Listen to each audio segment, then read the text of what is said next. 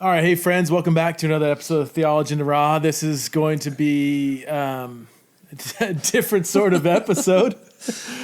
Little impromptu. Unexpected. Let me set the context. I'm not 100% sure when I'm going to release this. We're recording this Sunday. What's today? 3rd? April 3rd? It's April 3rd. So I might release it the 4th. I'll check with Miles and see if he can have a heart attack if I say, can you whip this thing out for tomorrow morning? But we'll see. So I'm here with Dr. Ed Uszynski, longtime friend, and both Ed and I, we just did the Theology and Raw Exiles in Babylon conference, which I hosted, and Ed was the speaker there, taking part of the race conversation, and Ed and his wife Amy, they hung out in Boise for a couple more days, and man, we go, gosh, yeah, go back a ways. We go back a ways, and we just decided, having done a 3-day conference, and we're the last two standing. we might as well pick up the scraps and see what came of it all. Why not? And I don't know if it's your idea, my idea, or maybe joint. We kind of finish each other's thoughts anyway. But I was like, man, it'd be cool to kind of debrief on the conference. But for me, just to do that by myself isn't. I mean, it's not. I'm sure that'd be fine. But it's just by myself, and it could feel kind of disingenuous too. So I said, hey, disingenuous, is that? Disingenuous. Disingenuous is what I was, and I don't even know if that's true. But right.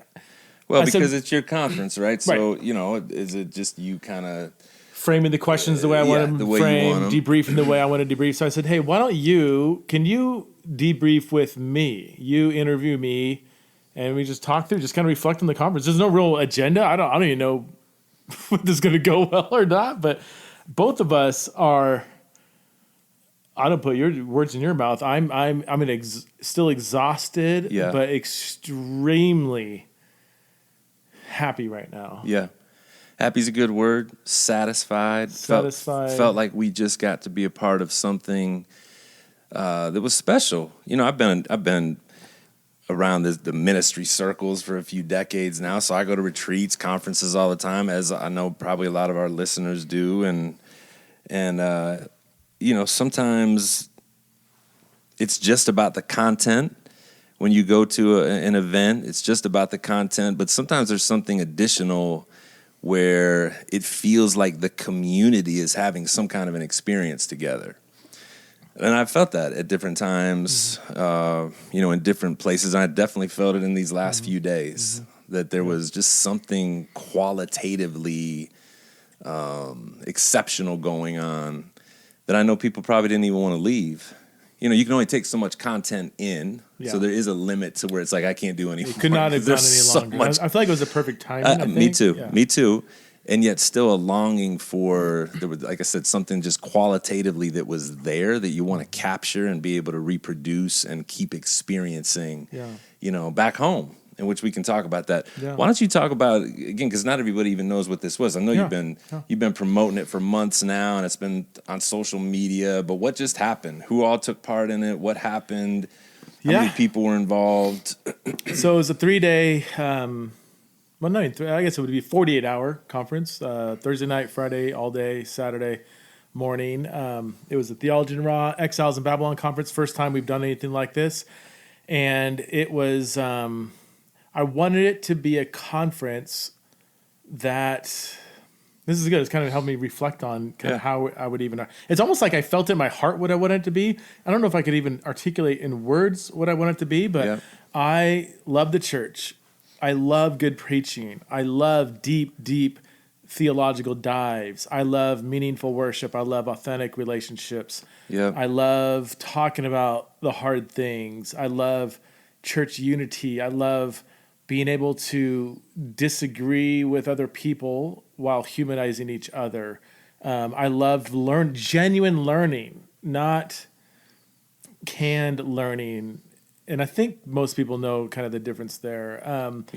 I like asking genuine questions and receiving informative responses that cause me to think. Just who I've been the last, hopefully forever, but especially the last 10, 15 years, So I wanted the conference to be that, whatever that is.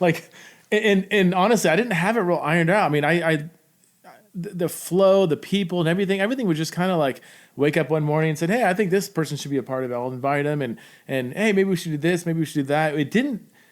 There was a ton of time and effort into working out the details, but in terms of like the flow of the conference, that was just it just kind of was more intuitive too, how we put it together. So yeah, that's the outcome. I said at the opening night that what's my goal, that we would think more deeply and love more widely. Like, I'm a big heart and mind person. If it was just an amazing worship experience, which it was, I think, that I still wouldn't have been satisfied. I've been in amazing worship environments, but I've been in deep theological environments. I don't think in debating environments, I don't think I've been in one that kind of pursued all of those together. And I'm going to be so hesitant to even say, therefore we nailed it. That's not my intention. I wanted to create an environment where we would not shrink back from talking about Greek words. Yeah.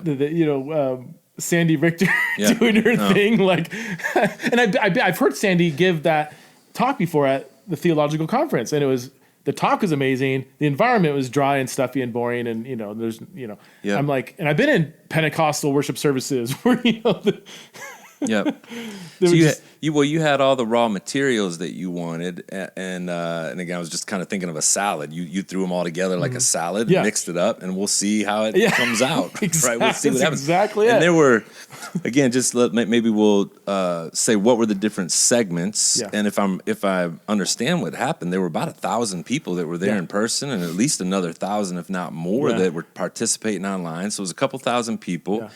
Pretty close venue, right? Yeah. We weren't all scattered out. It was really interesting. It was maxed out. The place was maxed out. It was, I think, 1,050 or 1,100 is what we had in person. That was like the fire. If we had any more, the fire department would have gotten a call. Yeah, dang near standing room only, and people were in there the whole time, right? People were wanting to get in there on time and were enjoying it.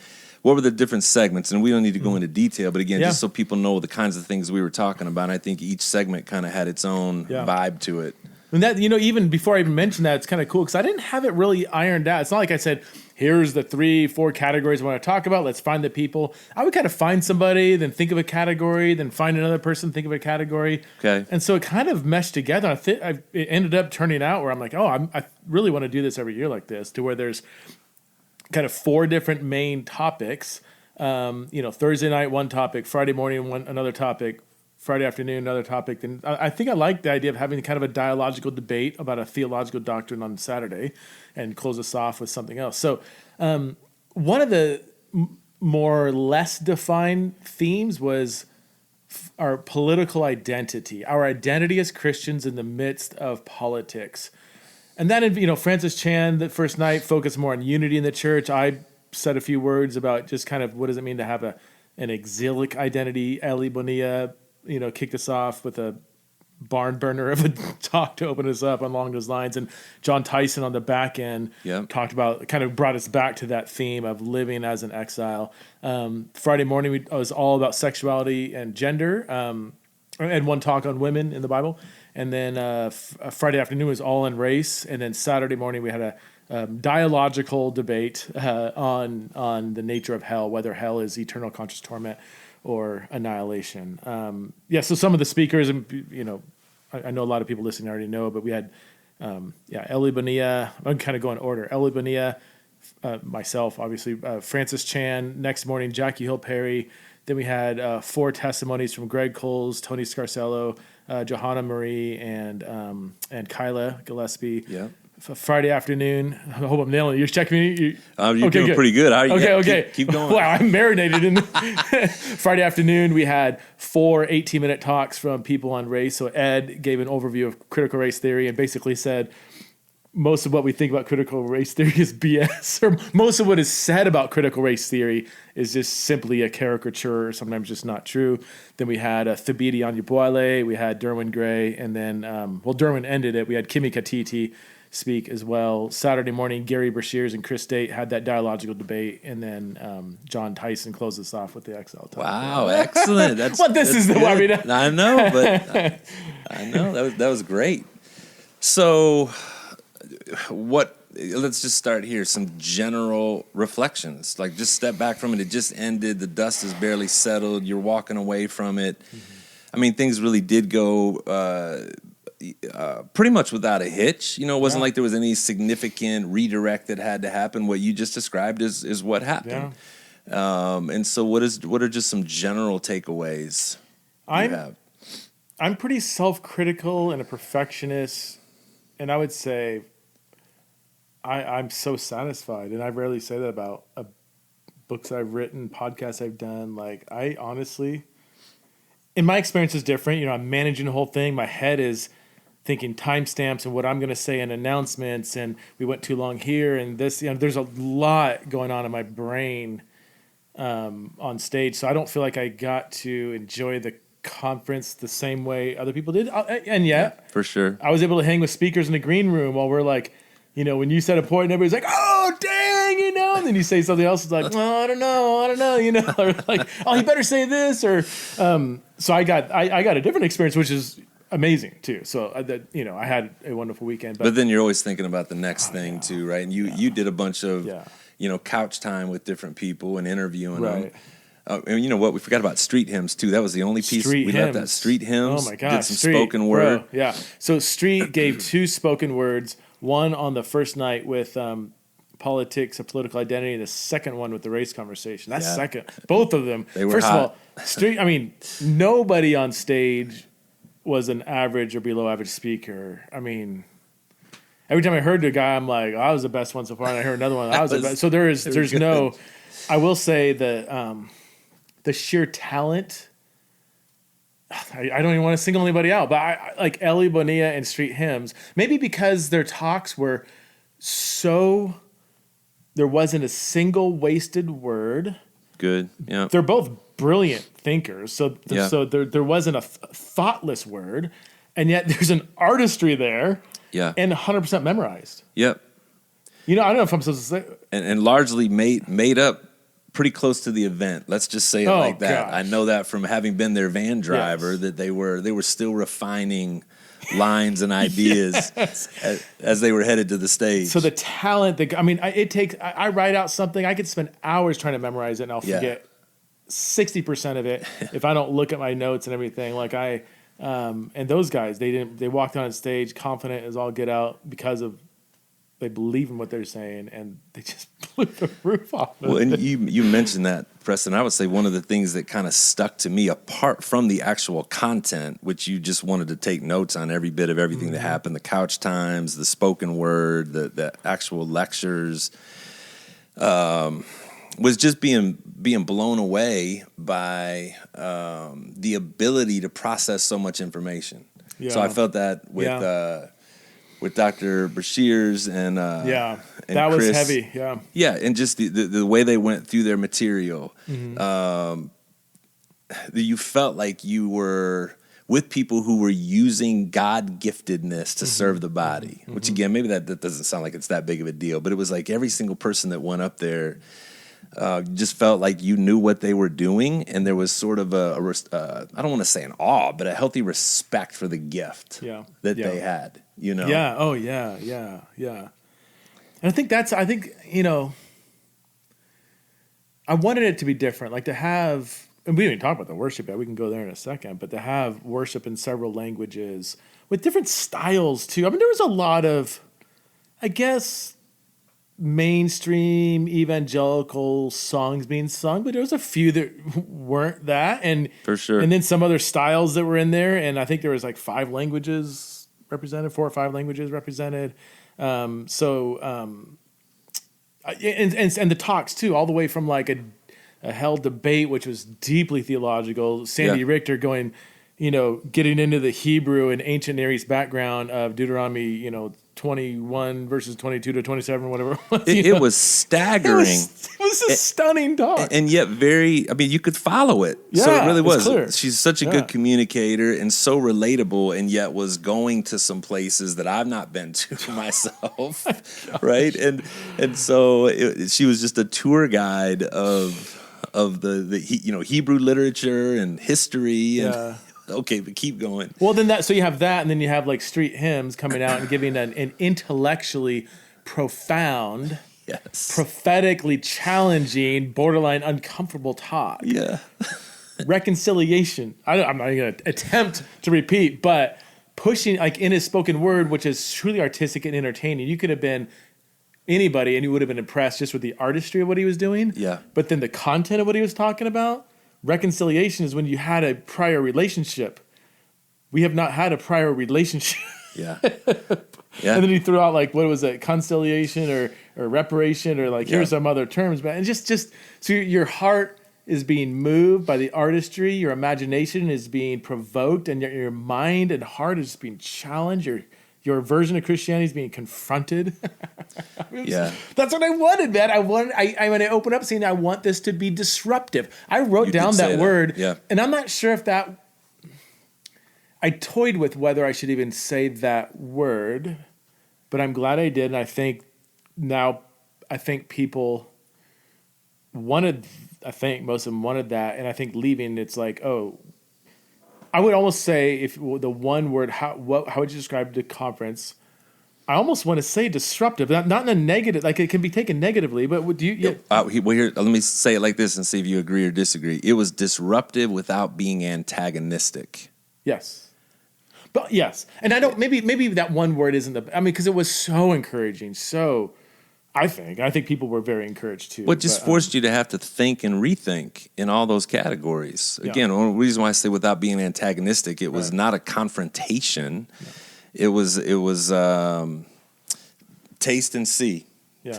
Taste and see what you think in all of those categories. Here's the argument for why we're thinking this way. And in some cases, it was just people's personal stories that are disruptive. Mm-hmm. It's just to hear someone's personal experience that forces you to have to rethink because you've not had that same experience. Mm-hmm. And so we were being challenged to maybe develop new categories, rethink categories that are already in place. I just felt like there was a lot of that going on for myself. Yeah.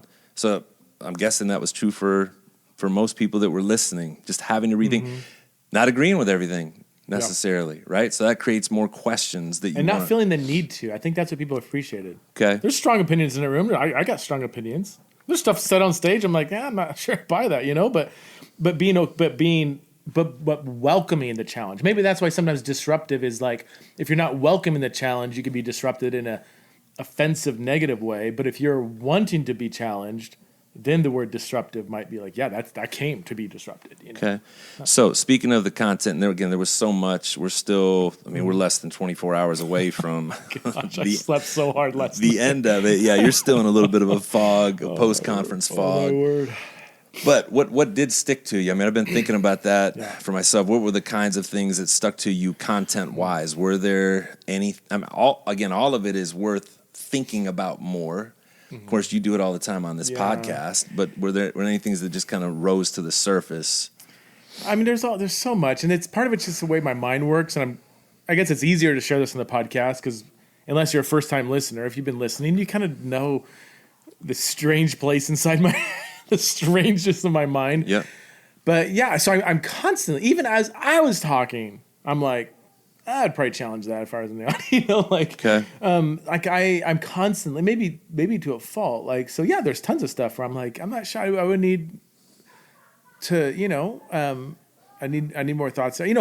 Francis is Francis, he's Francis. And just gave his talk might have been the most uncomfortable. And talk about that a little bit. Well, he just comes out with the bread and wine, sets it on the table, and just launches into the fact that for 1,500 years, the church has, this is his opening line, right? For 1,500 years, the church has kept the Eucharist at the center of worship, and then we replaced it with a pulpit, and that's where we are today. That was like a first line. Yeah. And then goes into 15, 20 minutes of basically a pretty much an Eastern Orthodox view of communion, which is like real presence. Like maybe not quite, although he almost went full Catholic when I asked him on that. He uncomfortably for probably a lot of people. To your point. Is the bread and wine the literal blood and body of Jesus? And he didn't 100% say yes, but he didn't want to say, yeah, it's just a mystery. Like there's something very real here, and I would have to go back and look at. I don't want to put words in his mouth, but he definitely very much real presence. This is the body and blood of Jesus. Well, wait, is this his physical flesh? Well, I don't know. He seemed to be disenchanted with how easily the communion service in too many places has become trivial. Yes. Where we've it's just a symbol. Just a symbol. It's nothing more. We're not Catholic. We're not Catholic. Exactly. We're so scared of being Catholic, so it's not that. It's not that. Yeah. So it just sounds like he's been exploring what it means for it to be more significant and retrieving what it had previously been. That's why he started it there to say this has always been the centerpiece of a worship service for Christian people. And now in a lot of places we don't even do it, or we do it once a month or whatever. Again, everybody's got their different ways of approaching it. But the thing that's in common is that it just becomes trivialized. It becomes secondary to the sermon. Right. It becomes secondary to my experience of the music and worship. And here's where I'm 100. And I don't know enough about. Shows my lame cards, like I don't know enough about that topic to like have strong opinions. I'm definitely not on the. I think it's more than a symbol. The minimal study I've done, I'm like, yeah, it seems to be stronger than just a memorial, just a symbol. There's nothing really going on here. It's just a way for us to remember. I see John 6 and 1 Corinthians 11. I think there's just stronger language here. And the weight of church history means something. I don't know if I would be where Francis would be at, but here's the power of that message. I don't know if anybody knows it. Well, a couple of you know it because he did this, but after the service, these guys come up. They were so obedient to what he said. Did I tell you this? No. After his message, they left, went to the store, bought a bunch of bottles of wine and bread, brought it back. So they're like, all right, let's do this. Let's do this. Okay. And here I am running a conference where I'm like, my mind is like so excited that they're being obedient. But they wanted to have communion for everybody. Well, and then they said, we came back to, they kind of ended and like, what can we do? And like, can we do it tomorrow or something? I mean, in my mind, I'm thinking I would have to cancel. Do I tell Jackie Hill Perry, hey, all right, you're canceled because we're going to do communion? Something would have to be canceled. This is the lame thing about trying to do an authentic conference. There still is timestamps. There still is lunch that there's still. Well, there's people that left everything behind. And Jackie Hill Perry's, you just had a baby 3 months ago, and she came very specifically to be able to speak to everybody. Right. So I am, and I'm exhausted at night trying to figure out like, how do I nurture this obedience? So we ended up saying, I don't even know. I honestly don't know. I said, hey, maybe tomorrow lunch I'll find somebody. I think I told a buddy of mine's like, hey, let's get these guys a cardboard table we can have available to anybody who wants to take it.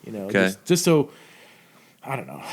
But just stuff like that. Like that's pretty rare where somebody would go out because they're so moved by what this person said and that their response is just, okay, let's do it.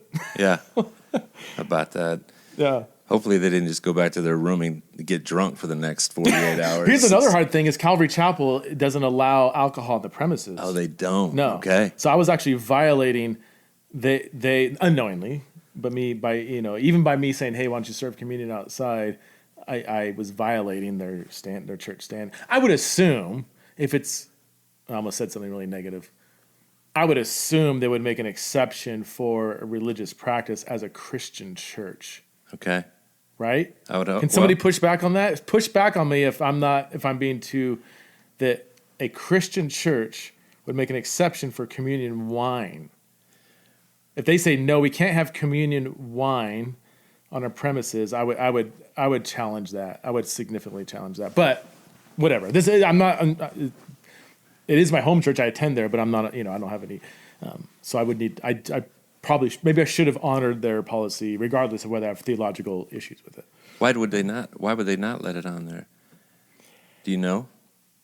I don't. I would need. My assumption is we have alcoholics here, and it could be a stumbling block or something. Which again, I would challenge that logic, but I would assume that.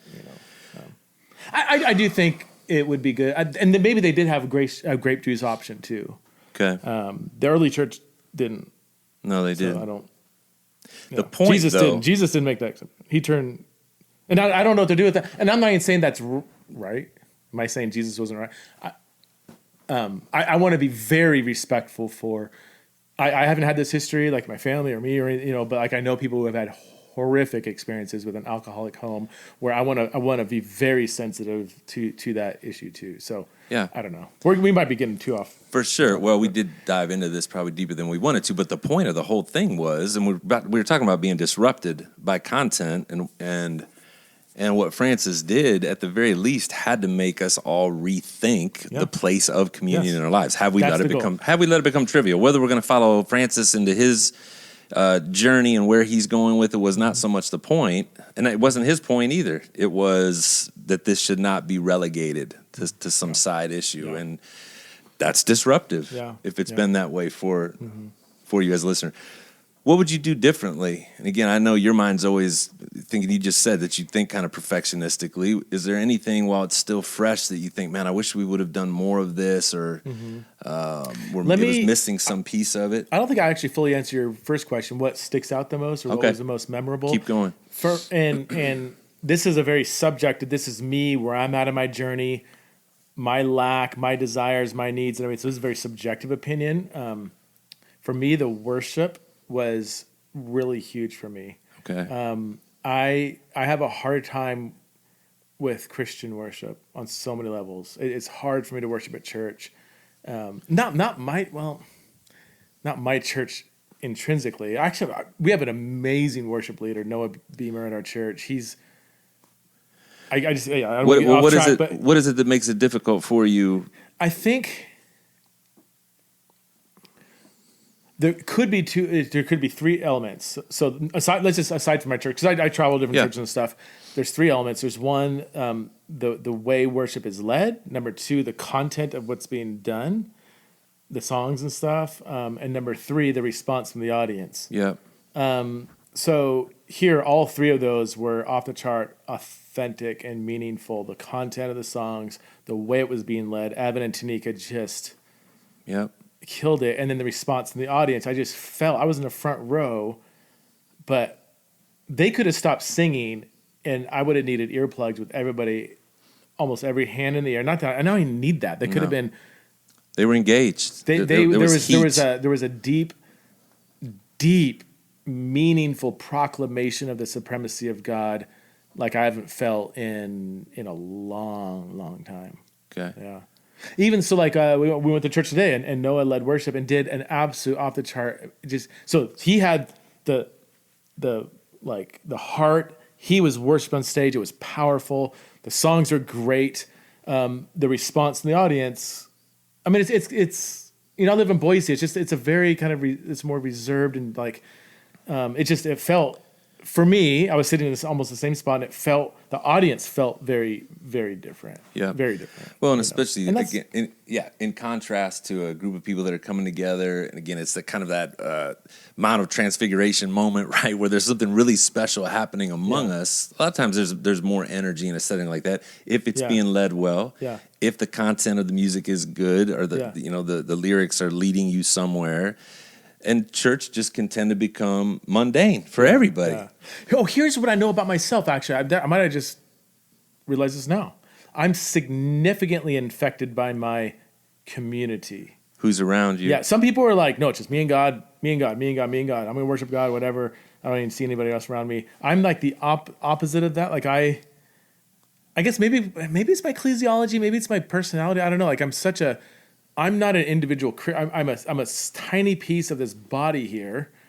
So if the body isn't doing something, it's hard for me to do something. Like it's really hard, So, and I don't know. I've been just kind of jaded by just evangelical, mostly white kind of style of worship. But I know too much about people behind the scenes in the Christian music industry. I know about the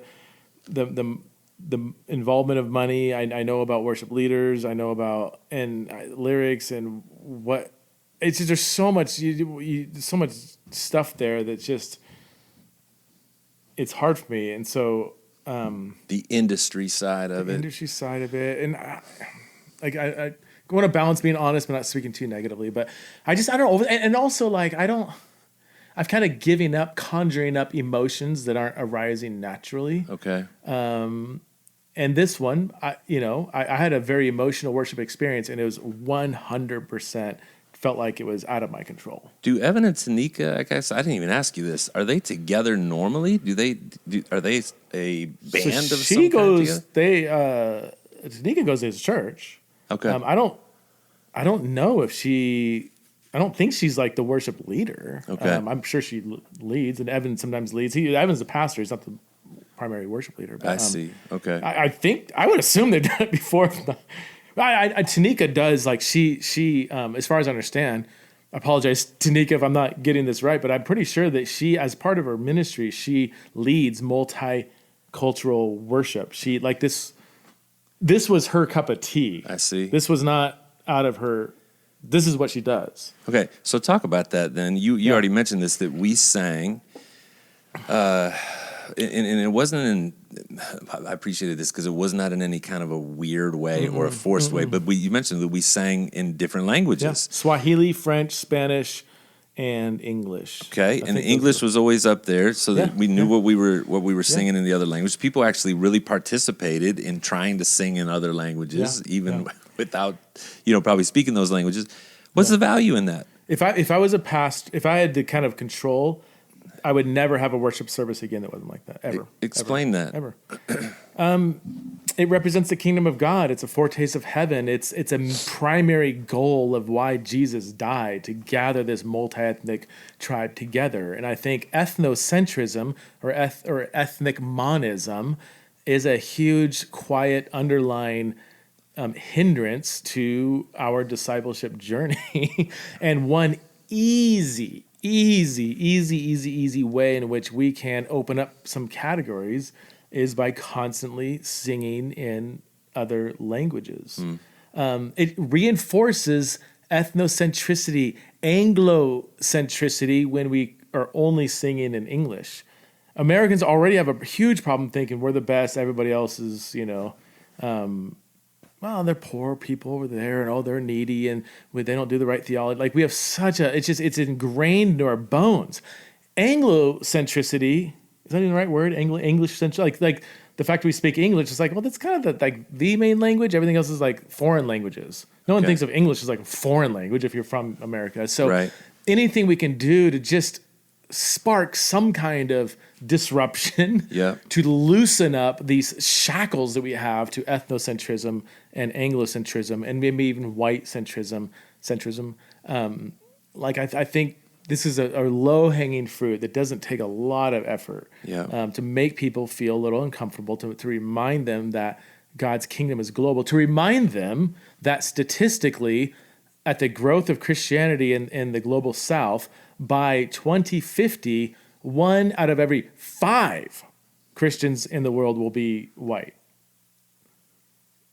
So singing a song in English with a bunch of mainly white people, that's going to be like, yeah, that exists. Wow. Oh, that's really unique. An outlier. It'll start to feel like an outlier. It's so interesting because. Do you have any thoughts on that? I mean, I've grown so accustomed. This is what I'm thinking as you're saying all that, and I don't disagree with you. But what we've grown accustomed to doing when we hear that we're trying to break away from Anglocentricity or just the way white people do it, there's a knee-jerk reaction to say, well, you're dogging on white people again. So there's something bad or something wrong with being white. There's something wrong with this being a normal to us. And I think we need to get away from that immediate reaction and that defensiveness to say, no, did you hear what Preston just said, that this is actually a biblical reality that we need to get more in touch with, that there is a diversity. It's not because it's trending or it's being forced on us by some political element. It's going to be what heaven is. It is what heaven is right now. And yet we're so unfamiliar with anything other than our own comfortability. Because we would say the same thing if there was some other language that was so central to us that everything else seemed like a foreign language to us. Right? We're saying English has been kind of the centerpiece and everything else feels foreign. But what if French or Spanish was the language to us that we had grown so accustomed to that everything else seemed secondary? We should intentionally break ourselves of that a little bit, is what you're saying. And if anybody said, oh, you don't like white people, I don't know. I don't know what to say to you, because nothing I said even implied. No, they didn't, but that's people that's how people respond. Yeah. That's the knee-jerk reaction, is to get defensive. Oh, yeah. I've given up on coddling people's stupid ways of not stupid, I shouldn't say that. Can you edit that out? Not stupid, just coddling people's interpretive sensitivity or whatever. And half the songs that were in other languages were also in English. Sometimes I tried to sing in another language, like, Swahili. Swahili is, obviously I'm like, wow, this is really unfamiliar. So sometimes I would just sing in English. Yeah, me too. But to hear some people doing the Swahili, seeing the Swahili, there's just something symbolic going on here that's just powerful. So yes, I don't think, and I'm not opposed to this sometimes, but I think, if you're leading a song in a different language, have the subtitles there. For sure. Yeah, just like we would do if we had a bunch of Spanish speakers that didn't know English, we would have Spanish subtitles. I would say we should probably go back and forth on that, but okay, if you sing them all in English, at least have the subtitles there. Did you find that it made you more conscious of what you were singing, or at least paying closer attention? I did too. Yeah, I didn't think about that. I was much more conscious of what I was singing. Yeah. When I was singing in a different language, I was focusing on what am I saying in English. It just made me more mentally engaged with the process. Yeah. I originally wasn't going to do worship. Well, not that I wasn't going to do. I just didn't. I was thinking it's just going to be an intellectual conference, but I was like, I think we should do worship if it's led right. And immediately I said, I will not do it if it's not multi-ethnic. If it's just going to be singing the same kind of the greatest 5 hit songs in white evangelicals right now, I'm like, I'm not interested in that. I wouldn't do that. I would do no worship. It definitely wasn't that, but I would say this too. The songs that they picked, and again, maybe this just goes into the gifting, maybe it goes into God blessing it, but they were songs that even if you weren't familiar with them, they were easy to participate in. Yeah. Because sometimes songs get picked that are different or not the usual top 5, and then nobody can sing them. They can't engage them. Mm-hmm. But it didn't feel that way at all. It just seemed like, and the more time we were there, the more the heat in the room raised, that you get when everybody's singing. The worship was and again, I hate picking out a favorite thing. Cause it's like, what, you didn't like the speakers? Which is I was blown away at literally every talk. Derwin Gray, I can imagine going to Derwin Gray's church and hearing him preach every Sunday. I could see where people, I'm not like attracted to preaching. I don't listen to a lot of preaching. I don't know. I kind of like, after you've been around for a while, you're kind of like, I've heard good preaching, I would never go to church because of a preacher. Yeah. I think I would go to Derwin's church just to hear him preach oh my word. So I was blown away. Maybe I was expecting that. Yeah. And there was no surprise there, really. As much as it was off the chart amazing, I was like, I knew Derwin was going to be Derwin. Well, that's why you were asking him. Yeah, that's why but the worship, again, I expect to be good, but I didn't know it would be that. Power. Power. I don't know. I don't have a big enough word to describe my experience. Well, when you mess around inviting people to sing in different languages, you don't know how that's going to go. Yeah. And people may just say, you know what, I'm not doing that. I don't feel comfortable with it. I'm not going to do it. That was not the spirit in the room at all. So I can see that. Anything else that stuck out to you as we've been sitting here that just kind of marked you? A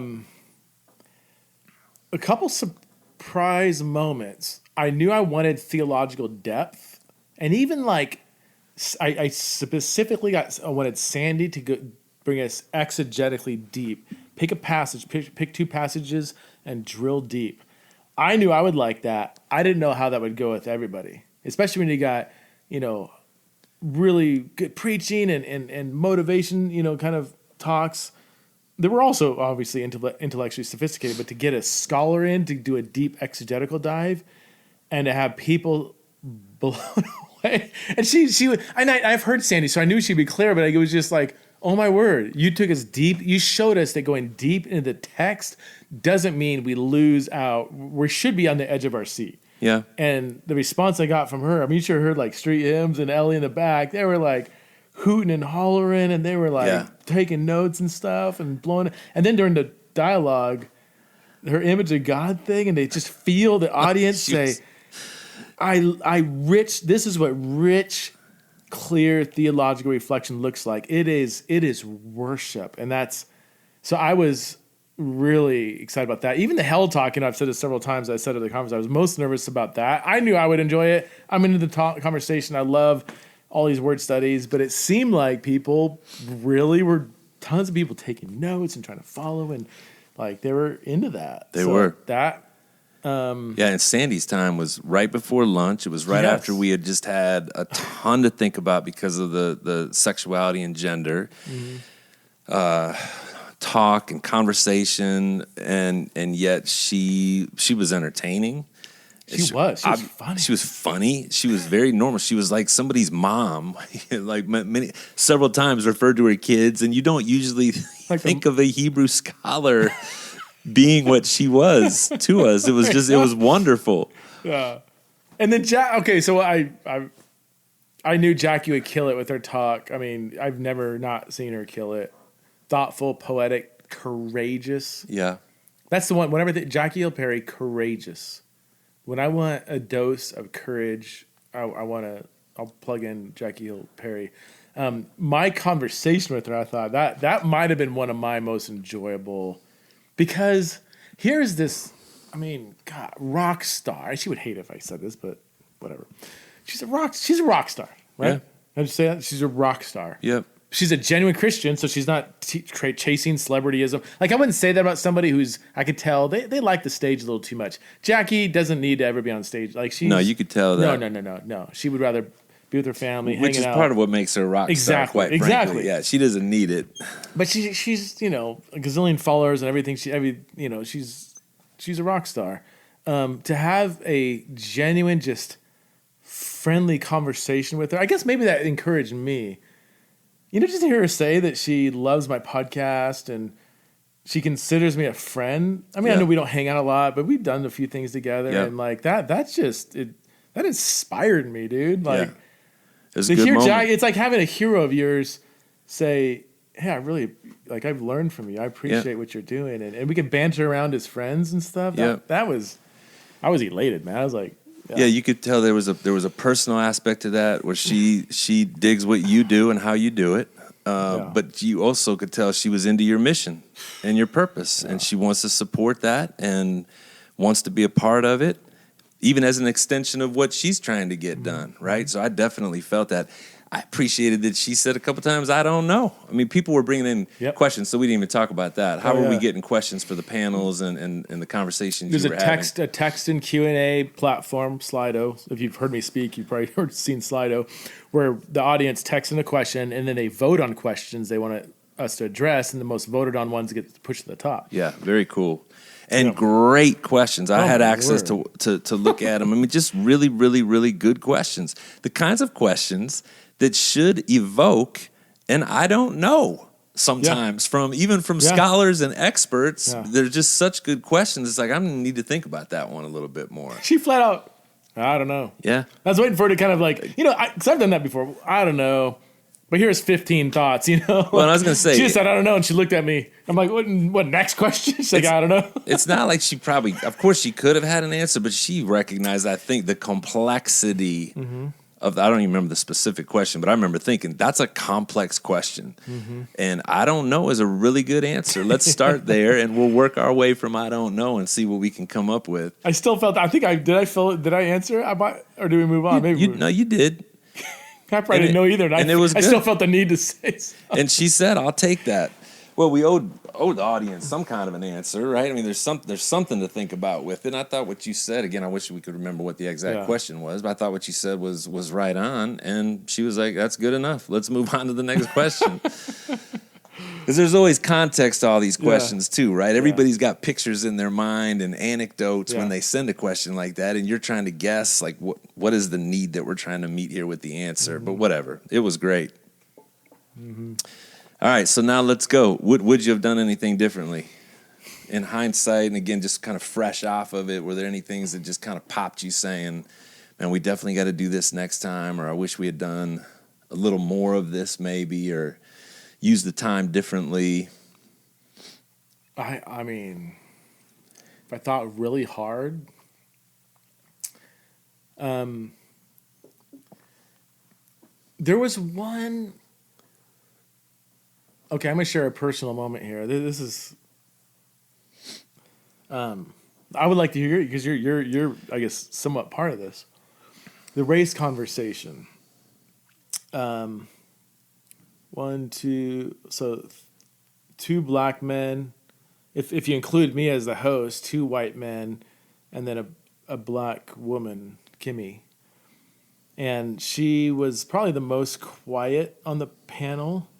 And I'm kicking myself. I really wanted to. I thought of this the second we got done with. Actually, I thought of it towards the end of our conversation, and it just didn't. I don't know. It didn't seem right at that point to ask. But I wanted to turn to Kimmy and say, Kimmy, and maybe she'll listen to this. This is what I wanted to say to you, Kimmy. I wanted to say, I want your honest thought here. How do you feel about being on stage as the only woman here? Yeah. Do you feel apprehensive to talk? You have a rock star pastor to my right, Derwin, Yep. who has 1,000 thoughts, and everyone's good. Both of you probably had a gazillion thoughts on every question that jumped up, and you were even kind of like, I'm going to try and let somebody else talk here. And Derwin's like, I got a sermon here, but I'm going to let you know. But, you jump in. The BD was more the seasoned, He's the sage. He's the Gandalf over there, like waiting for everybody to talk. Then he preaches a sermon on Ezekiel out of his back pocket. He did. That's intimidating, and I don't know. I don't want to assume. I don't want to assume anything. It's a genuine question.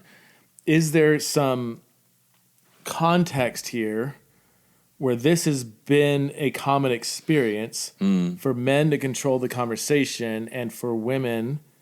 I don't want to say especially a black woman born, who's only been in America 8 years. I don't even want to. That would be maybe a question I would have. Does that play a role? If not, okay, I don't want to make any assumptions. But I wanted her. I really wanted to ask her, hey, but then that could also put her on the spot too and make her uncomfortable. But I wanted to say, hey, do you feel like you're actually giving a voice here? Or do you feel like this is a typical experience where men are constantly jumping in and doing the talk? Do you have any thoughts on that? Is that valid for me to ask? I don't even know if I said anything stupid in my question being raised, but that's where my mind went. Yeah, and I don't know that it would have necessarily. She has so many thoughts. See, she has so many. Every one of those questions she had thoughts on. She did, for sure. It would have been an interesting conversation if we could have stepped away from it, even age-wise when you think about it. I mean, she's in her early 20s. Yeah. And I think Derwin told me he's about to turn 50, 51. I'm 54. And the BD's older than us. And so, just that whole dynamic. And I did ask her afterwards. You did? I asked her how she felt.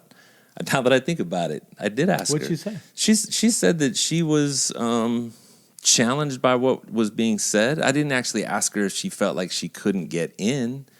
Now that I think about it, I wish I had asked her that. But she said she actually was encouraged by what was being said. Here's my question myself. But that's not the same thing as what you're saying. Yeah, no. Or asking. No. Here's maybe I would have done it if I question whether I should have done anything. Did I set her up for that? I'm the one in charge of inviting people. Yeah. But gosh, would I do it there? I would not. I wanted to have everybody on there. Maybe added another, maybe older seasoned female or something that they would have a strong voice. Fair again to even ask. Did I actually set her up for that? Am I partly if she deep down did feel like, yeah, I'm not. What am I going to do here? I'm kind of set up to failure. Is that on me? That's a genuine question that next year I'm going to really think hard about. Well, and you maybe wouldn't even notice it till we were all sitting up there. I didn't sense it till we were all on the couches, and I was thinking about even my own order. What is the order? The white guy leading it. Well, what all these people are going used 7 minutes over. Edit that out. That's gonna haunt me for the rest of the year. Yeah, I went long in my 18 minutes that I was given. But once we got to the couch, you definitely sensed the dynamic that you just said. You got 2 white guys, you got 2 black men who are preachers, who are used to having the center stage, and rightfully so. And you got Kimmy, who does have great things to say. I loved her on your podcast. I told her that, but she's got to feel some kind of dynamic pressures from that. And she's in a journey. She's in a process.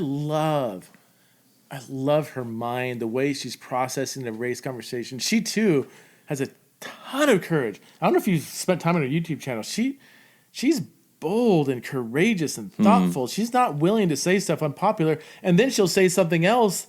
Like, so she might gather this kind of crowd because she's, saying things they want her to say. And then she'll come around and say something else. And she even said her YouTube has kind of plateaued because she keeps losing people because she gets this kind of audience that like, oh yes, say that, and then she'll like, she had a great YouTube where she says, I hate CRT.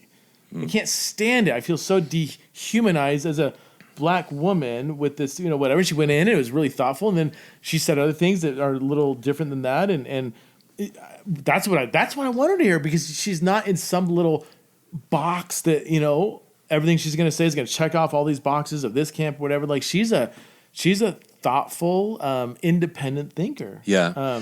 So we didn't get that, and maybe it wasn't set up well for that. My critique of that time, and again, I was participating in it, but as I separate myself from it and just look at what happened, we might have been better served by having by having her say that she hates CRT and let her go down that path of why, kind of like she even did on her podcast. But I think it set up for filler. You have the Beatty, Derwin didn't really touch on it, but that's intimidating. If I was in her shoes and I knew deep down if I had some serious questions, I'm not sure I agree with that. Am I going to voice that here? But she didn't necessarily know what we were going to say. Yeah. She could have done it in her time, in her 18-minute time. So I actually asked her, here's ahead of time, I'm like, do you want to talk about this? Do you want to talk about that? Do you want to talk about how you used to be? See, I hate the term woke, but you used to be kind of woke and now you can't stand that, whatever. And like, or do you want to do forgiveness? Because forgiveness is a huge thing for her. And that's what she went with. She said, I would love to talk about forgiveness. So she picked a topic that kind of wasn't controversial, shouldn't have been controversial, really. But for this audience, I think it would have been interesting if there had been more of a contrast between CRT gets a bad rap and kind of the angle that I was messing with versus, no, here's why it gets a bad rap, and it should. Here's the negative. Here are things that actually do represent CRT. Here's why they can be destructive. Yeah. So I thought everything that was said was valuable to the discussion, but there was not enough of a contrast for there to be any kind of a debate about it. Yeah, it looked like the viewpoints were more. All the viewpoints were more in line than they might have actually were or could have been. I mean, do you think? I mean. I did. I asked Vody Bachman if he'd come out, and I mean, no. Do you think that would have been helpful for that conversation to have somebody, Vody, who's going to be very outspoken, who's going to say some very different things from everything else that was said? Me personally, would have enjoyed that, but do you think that would have been a win or not really? This is what I thought about it. So I want people to know that there is a spectrum, a wide spectrum of viewpoints among intelligent black thinkers, all of whom hate racism, all of whom think slavery was an absolute atrocity, all of whom might even say there's lingering effects of things like redlining and all these things. The big picture stuff they would agree on, yet there's a wide spectrum of diagnosing the problem. What's the solution? How deep is the problem? Is there, and that's really what I wanted to represent in the race. And I don't know if I did. I feel like it did seem like, it did seem a little more monolithic than I was anticipating or wanted. And you introed it that way, but that's not necessarily what we delivered. I would say, we did not. I think people would say, "Where's the difference here?" Yeah, there was not necessarily a difference. And again, the Beatty wasn't even. I didn't feel like he wasn't trying to make any major racial statements. He was saying you've got to get your theological story right to even understand what's happening sociologically. Okay, so he spent a lot of time just. Who can argue with that? Yeah, you need to understand the story that you're supposed to be caught up in God's story. So no, I don't think there was enough of a contrast with that time. And you when you mentioned somebody like a Vody Bachman coming on, I think if we were going to do that, it would be better served to do it on Saturday morning, where it really is set up to be a dialogical interaction. Where we'll do that next year. Well, I think that could be a question that we even ask ourselves here. Like, what would you do topic-wise next year that we didn't get to, or how would you spin the topics that we did differently? Because you really could do the same things. And I'll say this just so I don't leave it. There were a bunch of people, maybe some of you that are listening, that came up to me at the conference and said, they gave me examples of where things being done in the name of CRT, let's just say that, were very negative experiences for them. Yeah. Okay, and so understandably so. So I was even kicking myself because I said that a theory, once it's born, goes in search of application, and sometimes that application is positive and healing, and sometimes it's really negative and it's terrible. And these guys had experienced lots of terrible applications of things called CRT. So it might not be the CRT per se, but it's the fruit of CRT, would you say? Yeah, well, spawning of a... What I wish we would stop doing, again, this podcast is not for us to go back and fix all that. I wish we would stop in the church using CRT as a label for the things that are happening. Let's ditch that term, not ditch it, but let's not slap that on every race. Attempt to address race. Anything to do with race. You don't like, anything to do with race gets called CRT. Yeah. That's what's agitating, because CRT is something specific to the law and critiquing what's going on in law. That's why people who know what CRT really is get agitated by how now it's become an umbrella term that annexes everything that has to do with race under CRT. And that's wrong. Mm-hmm. That's wrong. Where things go bad is when progressive politics or other agendas get attached to a race issue. That's where things start to get messy. And I don't feel like we talked about that. Yeah, that would have been interesting to talk about. One of my questions I had written down, I was a couple times trying to ask you, but then our conversation kept going elsewhere, and then it wasn't time. Is Ed, what are some things that actually are CRT that you would say these are, in my opinion, wrong and destructive? Because you kind of hinted like, hey, there's good or there's bad or whatever, but the way it's being framed is a caricature, it's BS, everything you're saying now, which I fully agree with, but you do know CRT. You know what CRT actually is. I would love to know, like, when you read certain aspects of CRT where you're like, yeah, that's not well, so for example, when critical race theory says we're going to center white or black voices or people of color voices and not always assume that white voices have a corner on all truth, because that's where that idea came from in the first place in the 70s and 80s, that definitely at that time, black voices were still relegated to a secondary status in a court of law for sure. That's what those guys were fighting against. So they said, no, we're gonna legitimize and validate the black experience, the black subjective experience, and we're gonna start putting some weight on that. Okay.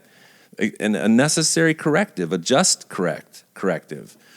Well, so now here we are 40 years later or whatever, and I've been in situations where the black voice is right no matter what in the room. Like there's some moral superiority invested in the skin color experience, or the white voice is always wrong. Yeah, that's the flip side of it. The white voice is always wrong. And I've heard enough anecdotes of that to say, well, no, that's not just. That's not right. That's that precept or that tenet, that idea that comes from original critical race theory taken to a negative extreme. So that would be a part of critical race theory, where I would say somebody with the lived experience has, which I do see part of that. Like they do have more on homosexuality.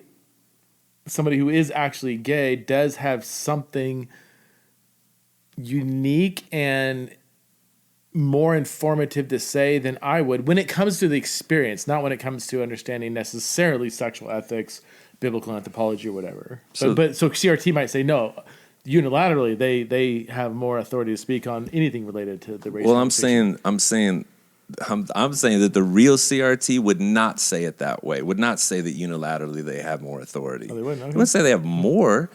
They would say they have authority that was not being granted before. That's what I'm saying. Authority in understanding the experience or understanding economics? No, the experience. So when we're talking about something, I think that's fair. Well, I think it is too.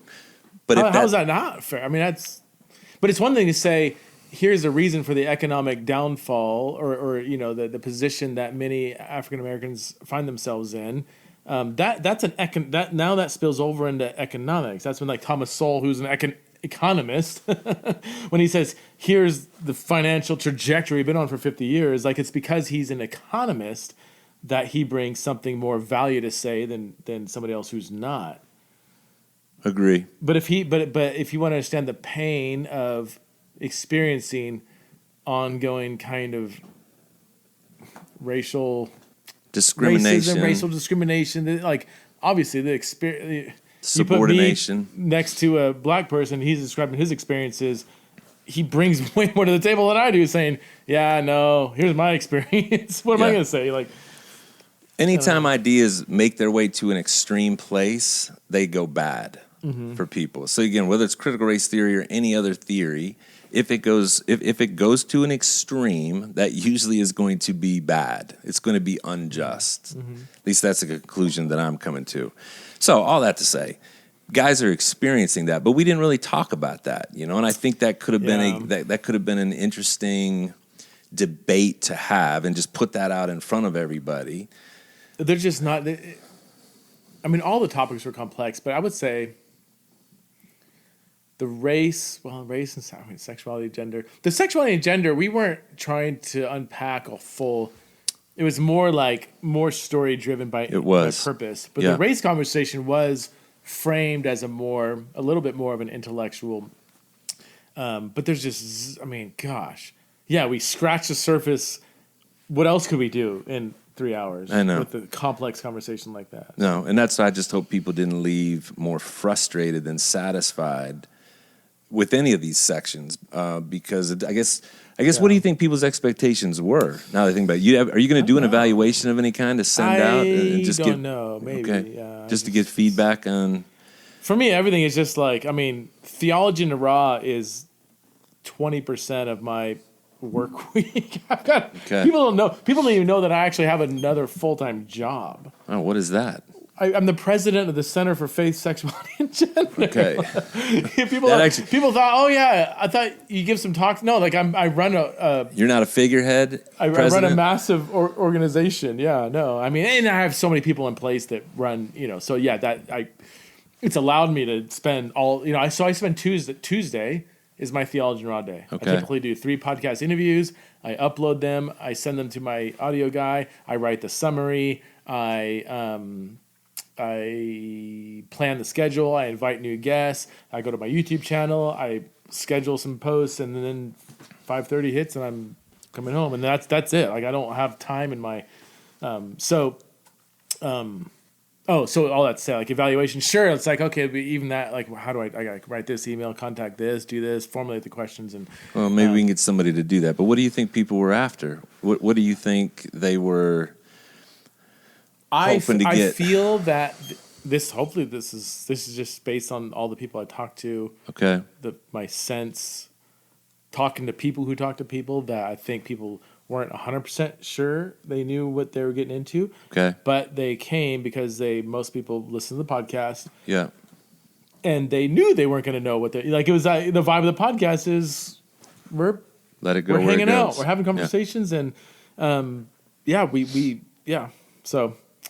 It's the first time. So I also want to, this is a minor detail. This is so minor, it's worth, but like even things like, you know, I just heard today that like the coffee person, the company we invited had like one iPad or something to charge people. Okay. This is a pet peeve. Here's 2 pet peeves of mine. Yeah. If I want to be able to walk out and get a cup of coffee within 10 seconds. Give me Folgers. Give me an IV drip. I want some caffeine now, and if I can't get that, that is frustrating for me. Okay. So I know it's a technical detail. It wasn't even really on us. I mean, we just had this good friends of ours who had this company, and they brought like one person with an iPad or whatever, and they ran out of coffee. And like, I'm like, well, wasn't there at least free coffee? And like, when you decide, I forgot we decided not to have like free coffee, because why would you have paid coffee and free coffee? And like, I hate powdered creamer. And even like in the green room, we had powdered creamer. So I didn't even drink the coffee. I was like, I'll bring my own, like, I hate powdered creamer. Okay. What is this, 1984? Like, what? Like, come on. Like, it affects the experience. Yeah. The number one thing that gets complained about at Family Life's Weekend to Remember conference is that people don't have access to quick coffee. Exactly what you're saying. Yes, 100%. And real creamer. All right. Real creamer. And good coffee. Don't lay that watered down crap that's like, come on. Like, so that I know my friend Jay Newman, he took a huge, he's just starting this barbecue business. Yeah. They don't make a lot of money. He might be shutting it down after these last few days. He took a huge. Nobody knows this. He broke down in Kansas. Did you know this? His smoker busted an axle. He drove, and he says, "I think angels were holding my axle together because my smoker should have been toast in Kansas. They happened to get gas and look back, and the axle was like hanging on by bare threads. Okay, did not know that. They were delayed by 24 hours. Had to pay for whatever. He comes out. He didn't want to buy too much meat and he didn't want to be left with meat because one, what do you do with that? Number two, that sinks him financially. So he even bought that tent. He bought that for this. He bought a spike. He invested a few $1,000s into taking a risk. His wife sends him off. He's got 3 little kids at home. He drives from Nashville here. This was a big. Wow. I don't know if people know, but he had to sleep. He had to meet the demands. He had to sleep all night. He brought a cot and a sleeping bag. He slept 2 hours a night because he had to keep throwing wood in the fire. Also, he only smokes with oak. He lives by oak. Okay. There's no oak in Boise apparently. He's like, you guys don't have any oak there. Okay. So all that wood was apple. He's like, apple's okay. It's not what I'm used to. Also, apparently the humidity affects the temperature of the fire, affects the smoke, affects the meat. He says, this is a very dry climate. I'm used to smoking in, and he gets bombarded with these people, and he's just not prepared for this. Wow. And so I know if people were, I would have been upset.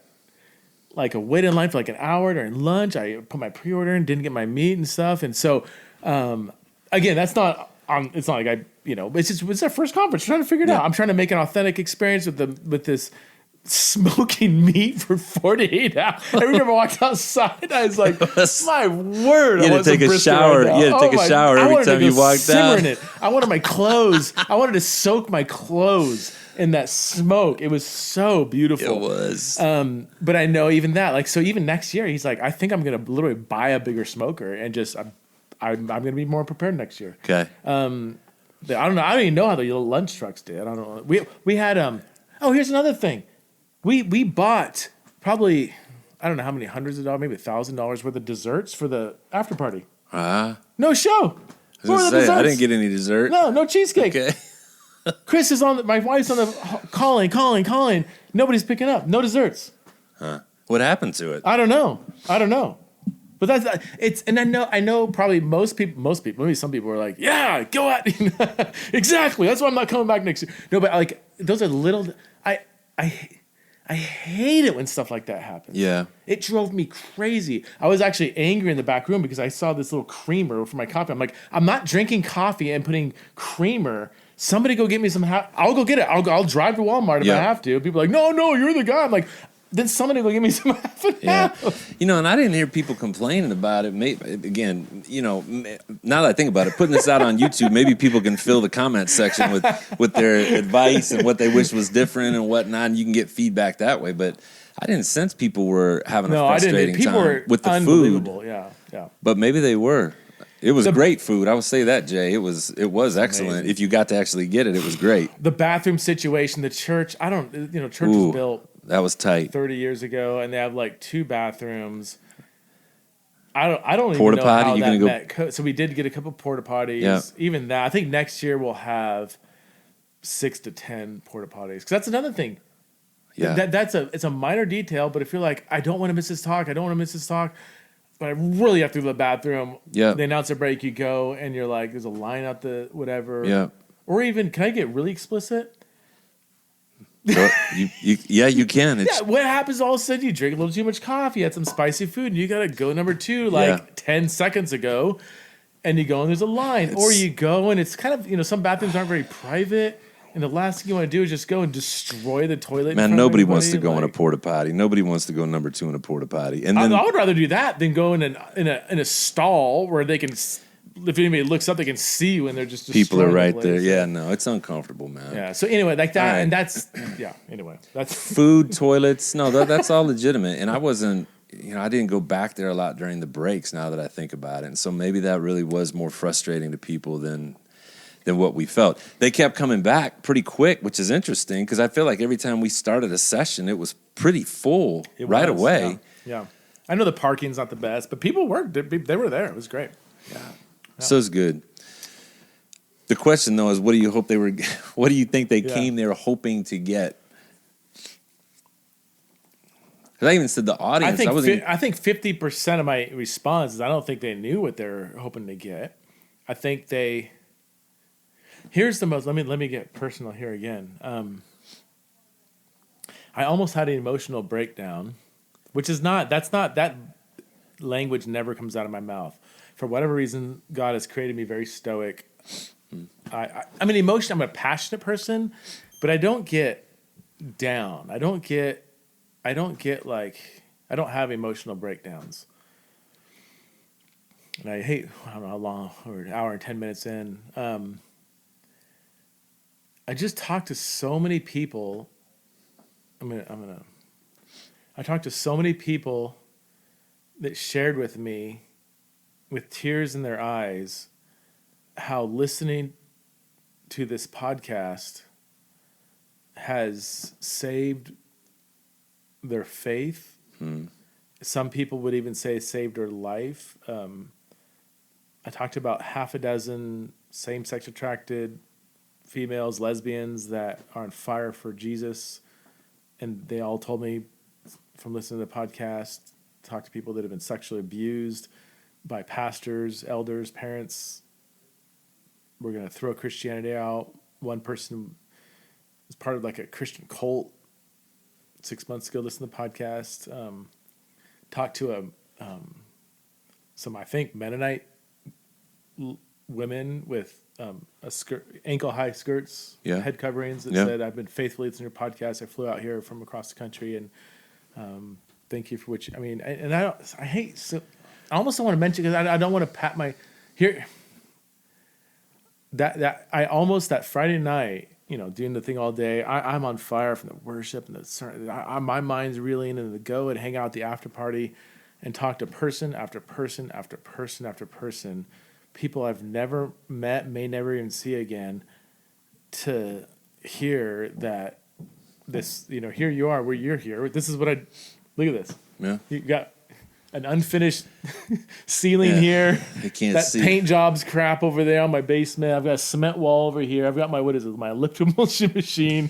I got a sock over there. Like, this is just a unfinished basement. I come down here and hit record and have a conversation with people, and to know that something in my mind so simple is doing that. And it's one thing to hear one person, and to be honest, I get those emails pretty frequently, but to look in the face, to look in the humanity of people sharing their stories, it's like the emotional weight.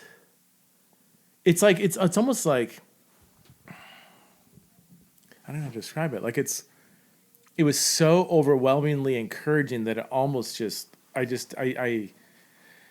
had to, I don't know if people noticed, but in the after party, a good friend of mine, kind of saw me, and he kind of looked at me and said, and I was able to say, hey, I need to go talk to my friend. I went into the room, and I just said, hey, I need to sit here for a second, because I just feel my flesh just like, it was so overwhelming to me. In a good way, but in a crippling way too. Can you unpack? Can you help me understand that? What am I going through there? Let me ask you this, Preston. What is it about the vibe of the podcast? What's going on the podcast that you think people are tapping into that makes them say, "That's helping me. That's setting me free. That is saving my life. It's keeping me in the church." What do you think is happening in that space? It's hard for me. I would almost want you to answer that, because for me, it's just. And I'm just being me. I like to have interesting conversations. So I email somebody and say, hey, this book looks interesting, but sometimes I read it, sometimes I haven't, or hey, you tweeted something that sounds provocative, or, like my last podcast, at least, I don't know when this is going to come out, but, Dwight Hopkins, he's like a world-renowned expert on Black liberation theology. Yeah. I have an idea of what that is. I've had a decent experience reading James Conan and stuff, but I always hear how it's just the worst thing ever. And so, like, hey, why don't I email the Black liberation theological expert and say, hey, let's spend an hour. I want you to explain it to me. Yeah. And it was I was like, oh my word. First of all, he's a wonderful man of God, super humble, I mean, this dude's got 2 earned PhDs, and 3 master's degrees. This guy's a brilliant thinker. The fact that he even said, yes, sure, I'll come on your podcast. He doesn't know me from that. I don't think he knows me. Yeah. University of Chicago professor. I grew in my Christian faith in the hour-long conversation, but it was a conversation. Yeah. Do you know how easy that is for me to have a conversation? You know how hard it is for me to prepare a sermon? Oh, dude. Take me 20, 30 hours to prepare a halfway decent sermon. Even then, it might not be well. How long did it take me to prepare this? Well, I emailed him. He said yes, scheduled it, had an hour-long conversation. Yeah. So I don't, but here's what's all encouraging, but also discouraging. Obviously, it's encouraging that people listen to stuff like that, and for whatever reason, they're like, oh, my word, this gives me hope for Christianity. That's encouraging. That's equally discouraging. What in the world are we doing in the church where that is profound? Yeah. It makes me think like you can't just do that. Obviously you can't have like the world-renowned Black liberation theology, but like to listen in on a conversation and ask questions and dialogue and that just a genuine curious dialogue like that, like, oh yeah, no. I grew up in a context where that's discouraged, and you've given me a small light of hope. Like I feel like that was kind of the theme over and over and over in all these conversations. And I'm like, I don't know how to process that. Yeah.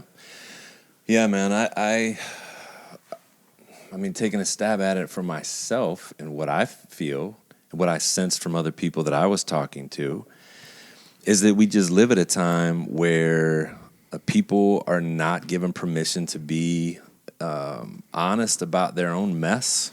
And that mess looks like a lot of different things.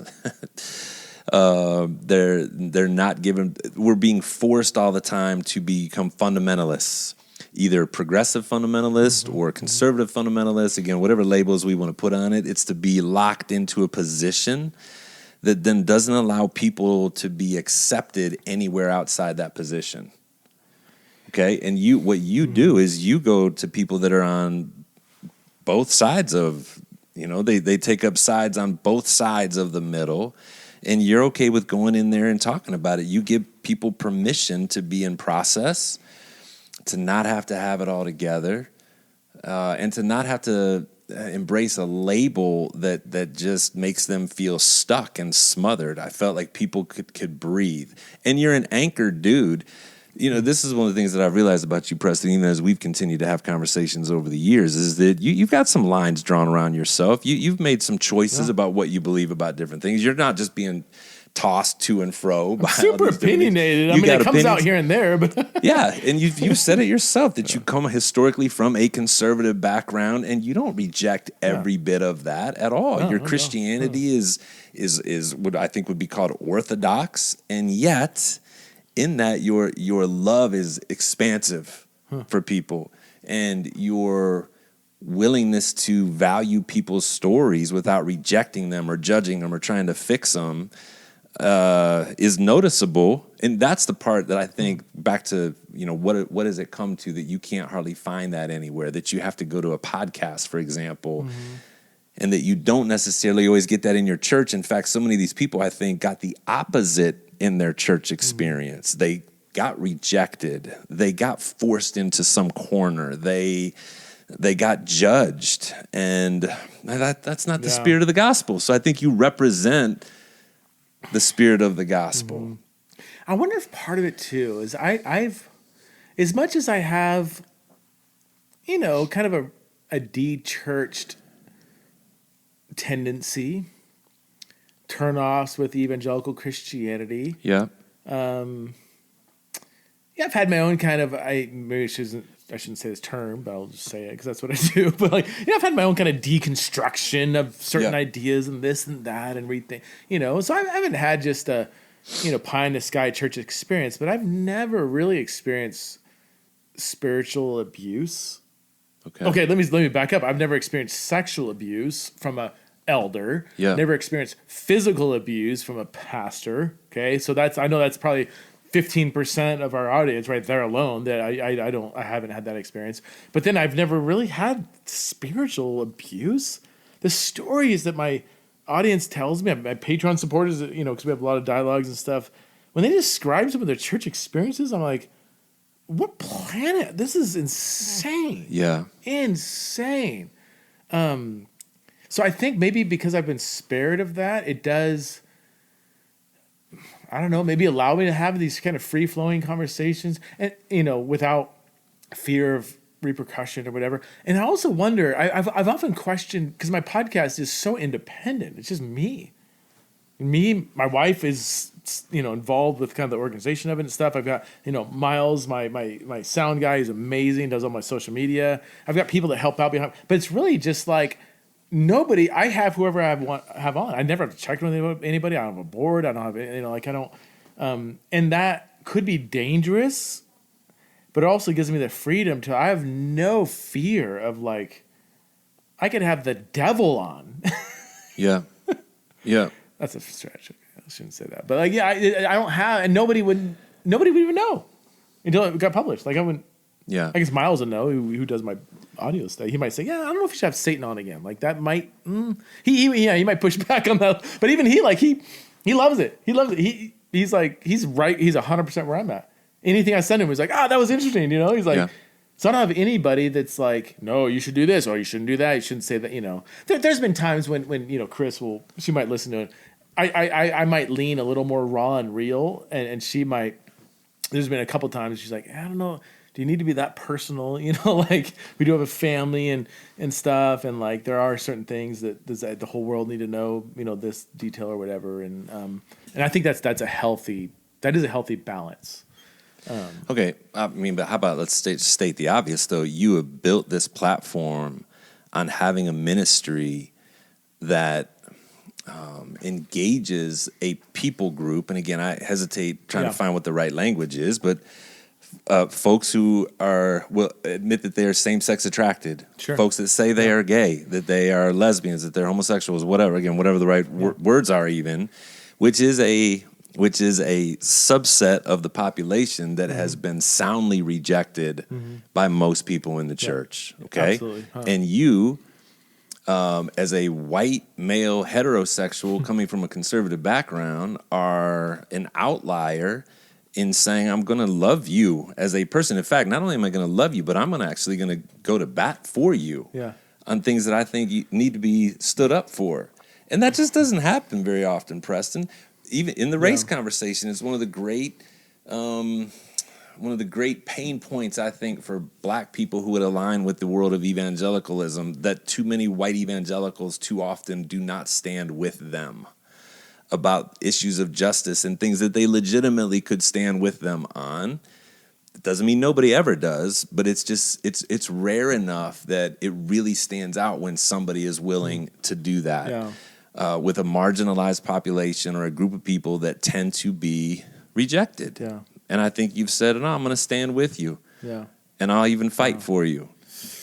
And there's something to that that's super attractive when you've been in pain and when you can't find allies and you can't find anybody to stand with you. Yeah.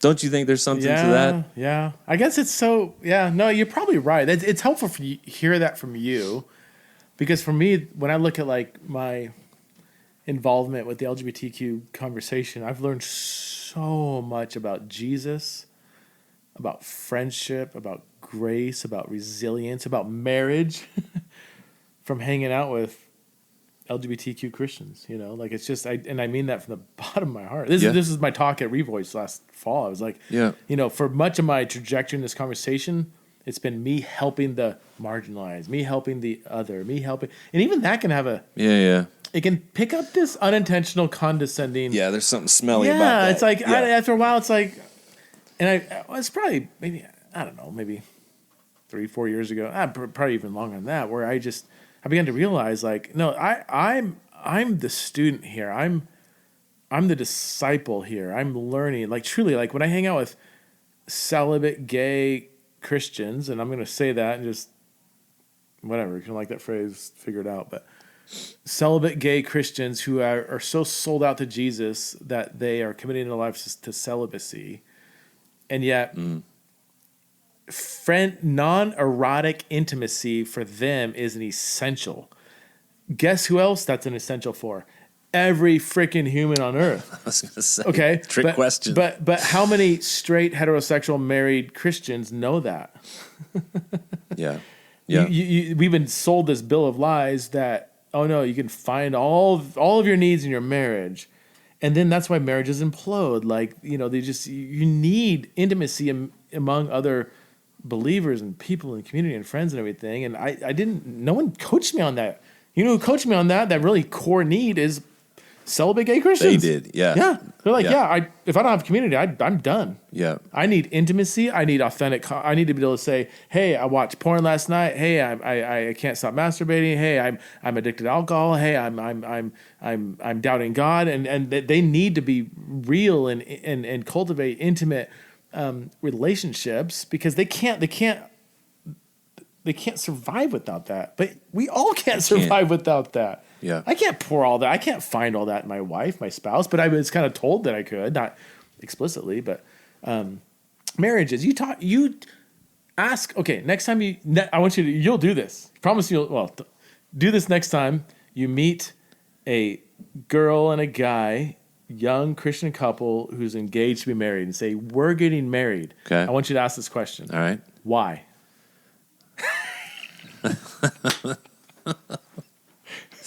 Well, we love each other. Well, I love my kids. I'm not going to marry my daughter. Like, why are you getting married? Yep.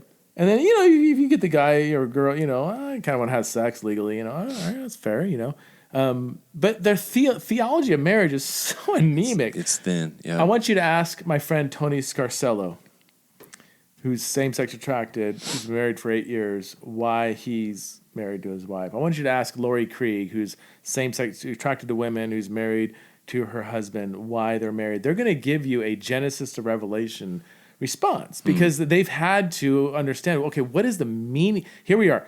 I'm not attracted to that sex, but I'm covenantally committed to them. Why? Why are we going to keep forward? They've had to ask a deep theological question. I've learned more about marriage, theology of marriage, from talking to my friends who are in what's called a mixed orientation marriage. So anyway, that scares people. To hear you even say that is a scary. Why is that? It shouldn't be. Well, because we're fundamentalists way more than any of us want to admit. That we are taught to be. Let's just say this, because I'm not going to get myself in trouble. I'm not going to get a Will Smith slap here, and I don't fully know what I'm talking about. I want to be careful with the gender sexuality thing. We just don't love people well, man. That's just it. I think I can say that comprehensively, that why that's such a huge theme left for us in the scriptures is because by our regular nature, we don't do that well. We judge really well. Yeah. We do. We hide our own sin and we judge other people's sins way easier than we love them by moving towards other sinners. We just don't do that well. Because for you to even say you've engaged the sex and gender conversation, the LGBTQ conversation, there's very few people, how do we make these kind of summary statements? Most people don't do that. They don't engage the conversation. Yeah, that's true. They don't meet real people and some get people are into doing it really well, but it's a tiny percentage. That's right. So all that to say, I think that's why people are attracted to a space where that's at least being held out to them. It's at least being dangled to say, you know what? It's safe for you to come in here and not be immediately rejected the moment that you share a sin struggle. It should be the church, right? I mean, we say that should be the definition of church everywhere. It's not right now. And so wherever we can find it, we hold on to it and don't want to let it go. I felt that at the end of the conference. I felt very emotional with it ending the other day, because at least in my mind, I was saying this is a space of people that they hurt for different reasons in their life, and they're clinging to Jesus. That's why they sang so robustly. Yeah. They're still trying to learn about issues together, but they're safe to be here. Mm-hmm. Yeah. I think that's what you represent to people and what the podcast represents. Yeah. Yeah. Keep doing it, man. There were some people there, man. It was a great, really interesting audience, man. Friend of mine, transitioned 15 years ago. I'm not going to say her name. She wouldn't mind, but transitioned 15 years ago. I'm trying to figure things out. Male to female. beautiful soul, beautiful soul. And is just passionate about finding her way. She actually read my book Embodied, and now she's just rethinking. It's just like rethinking her choice. Or I don't even want to put words. She's just like, wow, this is a complex. She's genuinely trying to figure out what does it look like to follow God faithfully. Okay. Nate, I got a small handful of people close to me. Well, I mean, that they're genuinely asking the most deepest hard questions. What does it mean for me to follow Jesus faithfully? Met a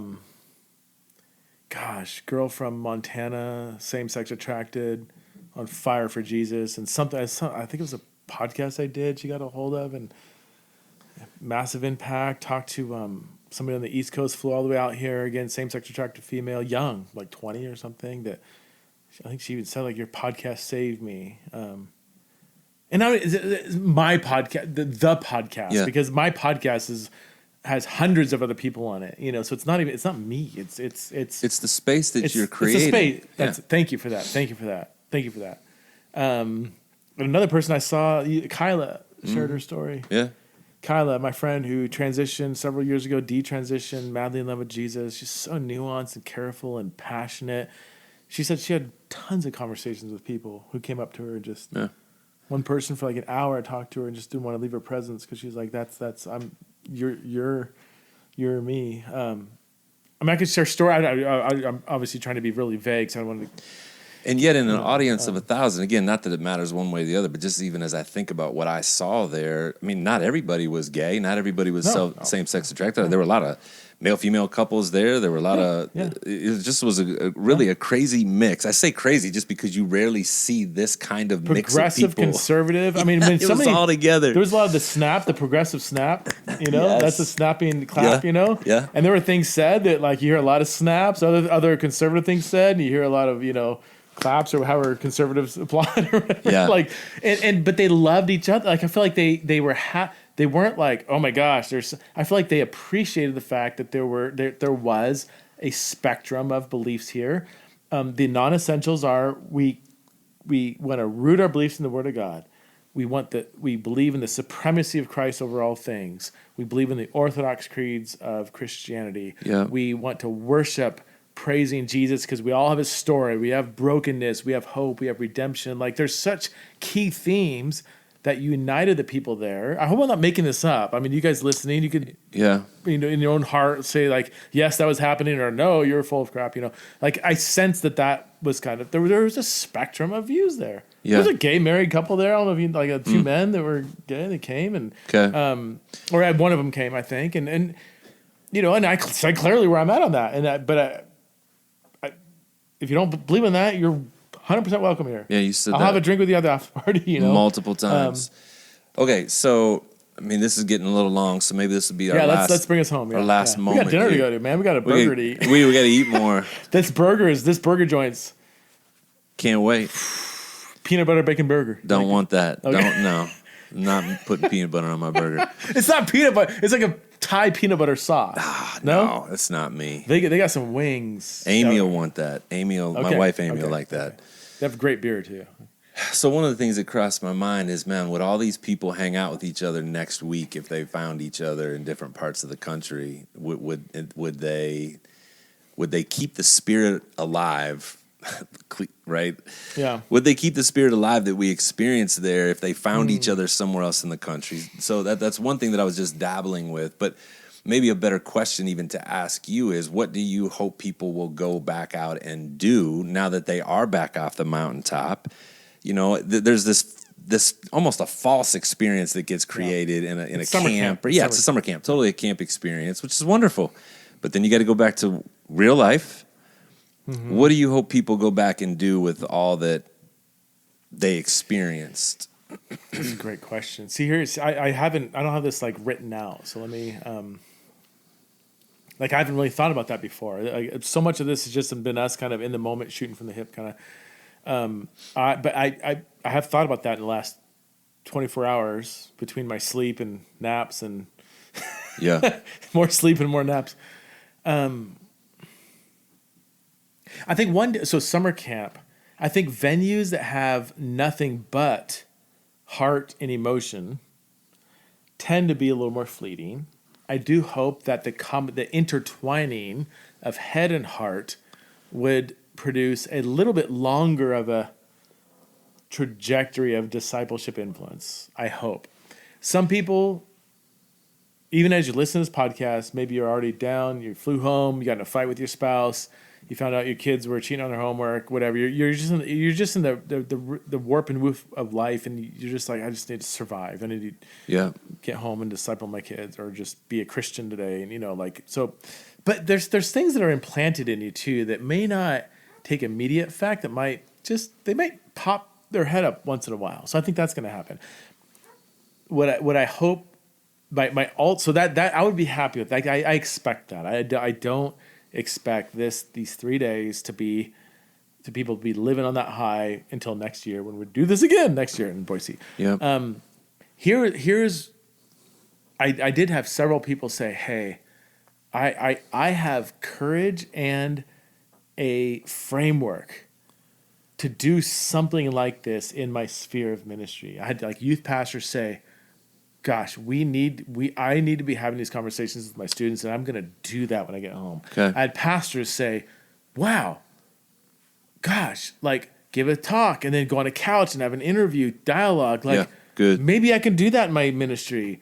Wow. So wait, I can tackle the sexuality conversation?" I mean, we even said, if you're not, you're being irresponsible. Yeah. Even things like that. So I do feel like people that have a sphere of influence, which is everybody there. Everybody there has some sphere of influence. Maybe it's one friend, maybe it's 2,000 people that you're pastoring, and everything in between. Everybody has a sphere of influence. My ultimate goal would be that people feel empowered, encouraged, challenged, and that they were given a framework to be able to do something like this. Not theology and raw this, but being able to have the hard conversations with grace, humility, humanizing people who disagree, just doing the essence of what we were doing and whatever that looks like. That's, if I get some, I'm hoping, I'm praying that I get some emails and messages and stuff from people saying, "Hey, because I attended this, here's what I've done and here's some fruit." That would be, if I hear one story like that, that would be a major win for me. Yes, sir.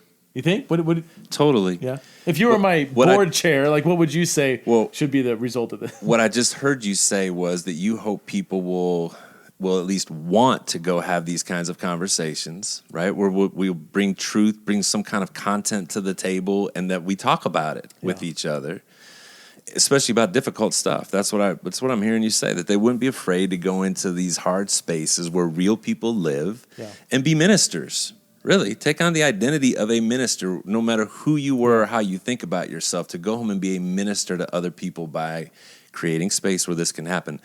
A word you didn't say, though, that I would add is hope. I just feel like hope was a theme, especially as we got towards the end, in a cultural moment that we find ourselves where there's so much hopelessness, where nihilism is more the vibe of the day, right? Yeah. Where the political climate, the church climate is it's discouraging. It is publicized as discouraging. Let's just say that. What we see in media, social media, are messages that suck the hope out of you.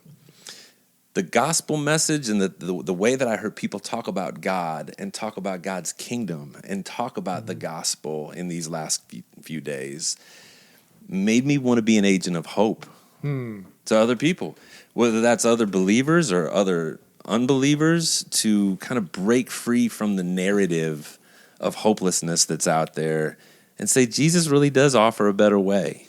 And it feels like this. It feels like a place where you can be safe to be yourself. Yeah. And I'll be myself. And again, it seems so simple, but it's hard to find. So go home and be those kinds of people. Yeah. That's what I got hit with. By the time we got to the end, that's what I felt. That's a great word. Yeah. Because there's a lot of discouragement in the church, There is. People feel like there's no hope of anything better, different. I want something different. I want something more authentic. I want to have these conversations, and I just don't feel like they can have them. And I guess maybe it's one thing if they just came and watched on stage, but they were with 1,000, Yeah. 1,100 people from all over the country. 50. Did you know all 50 states were represented? Well, between the virtual and in person, all 50 states were represented. Did not realize that. Wow. Wow. And the world. We were having questions from some of the questions were from Tokyo. Some were from France, Africa, New Zealand, all over the place. So to show that you're not, maybe that's so combined with the hope, you're not alone. There's a lot of people. Yeah. A lot of people who want to have this kind of church. So we got to go get that burger, man. I'd mentioned that peanut butter bacon. How can people get access to this content? Is there some way still to do that? Yes. So those who attended virtually, I think they have 7 days to watch it. But I think we're actually going to close. I think we might have put a cap on that. Yeah. So we hired, wasn't cheap. Everything we want to do, I want to do it with excellence. So we hired a really good film crew to film the whole thing with different angles and everything. So they're going to spend it's going to take about 6 weeks of editing. And then we're going to release a digital version of the conference that it's not just the virtual, just the one camera or whatever. It's going to try to mimic the live experience with close-up shots, different angles. Okay. Yeah. Nice. It's going to be presented really well. These guys are amazing. So that should be done, I think, about 6 weeks from now. So people can, and I think we're going to make it in bite-sized chunks so that people can kind of purchase like the race 3 hours, the sexuality 3 hours, whatever. Yeah. Just in case they weren't interested in the whole thing. Yeah. So, the Theology in the Raw website, theologyintheraw.com, and then look for that in 6 weeks or so.